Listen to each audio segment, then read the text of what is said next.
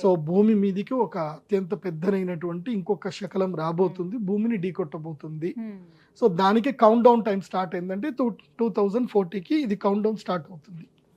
ఈ రోజు నుంచి మొదలు, అంటే 2025 నుంచి మొదలు 2040కి కరెక్ట్ గా 15 ఏళ్లకి కౌంట్ డౌన్ స్టార్ట్ అవుతుంది. ఈ కౌంట్ డౌన్ ఎప్పుడైతే స్టార్ట్ అవుతుంది అని అర్థం ఏంటంటే ఇంకా ప్రళయం రాబోతుంది. 2040 ప్రళయం అయితే 100%, దెర్ ఇస్ నో డౌట్. 2040లో ప్రళయం ఉండబోతుంది. దానికి శ్రీకారం ఇక్కడ స్టార్ట్ అవుతుంది. అది చెప్పడానికి ఆ సూచన, ప్రకృతిలో వచ్చేటువంటి సూచనని ఇది. ఇక్కడ నుంచి ఏం జరుగుతుంది అని అంటే ఇది మనం అబ్జర్వేషన్ చేసుకోవాలి. ఇప్పుడు ఈ 2025లో ఉండేటువంటి జనాభా సంఖ్య ఇప్పుడైతే చూసుకున్నారో ఈ జనాభా సంఖ్య క్రమేపీ తగ్గుతూ ఉంటుంది. మనుషుల యొక్క పునరుత్పత్తి సామర్థ్యం తగ్గుతుంది, మనుషులు తగ్గుతూ ఉంటారు, జంతువులు పెరుగుతూ ఉంటాయి ఇప్పటి నుంచి.